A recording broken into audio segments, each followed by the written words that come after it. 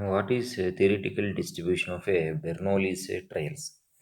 Now here we are going to discuss about the definition, and after that what is the conditions to be called it as a Bernoulli's trials that we will discuss here. So when we'll call the trials as a Bernoulli's trials, for that first of all we'll take a random experiment. And what are all the trials that are exist in the random experiment? We'll call them it as a Bernoulli's trials. And if simply we'll call it, we should not call them it as Bernoulli's trials. And if they satisfy some conditions, and what are the conditions? Now we'll check it one by one.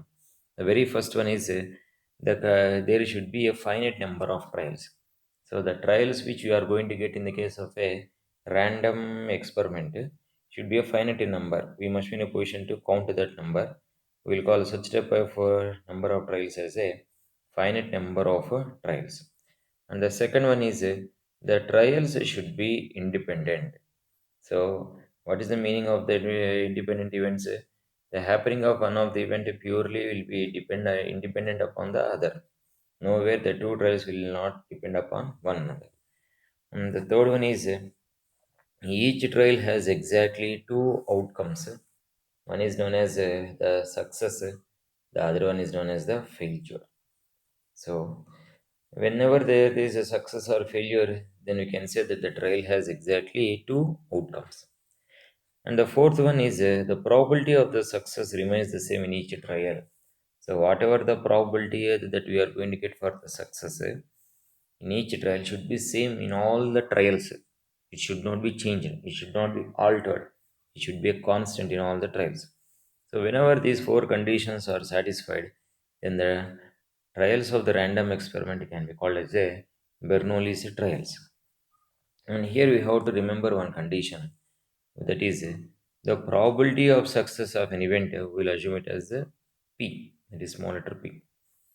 And the probability of their failure will assume it as a Q, such a way that the sum of this P and Q will be is equals to 1. Right. Now we'll go for the next one, that is known as a binomial distribution. Binomial in the sense we'll have two, one is known as a success, the other one is known as a failure. In such way that we'll take n is a positive integer and p be a real number. And such that we can write it as 0 less than or equals to p less than or equals to 1. The value of p lies in between 0 and as well as 1. And if p plus q is equals to 1, then we'll apply power n to the value p plus q is equal to 1 on both sides. That is rising to the power of n on both sides. So the LHS will become p plus q whole to the power of n is equals to 1 to the power of n. It becomes 1.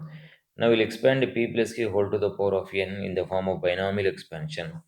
We'll get it as q to the power of n plus nc1 q to the power of n minus 1 into p plus nc2 into q to the power of n minus 2 into p square plus so on plus p to the power of n is equals to 1. If R is the number of successes, then the formula for a P of, that is a probability of x is equals to R, is given by NCR into Q to the power of n minus R into P to the power of R, where the value of R lies in between 1 and n, including 1 and n.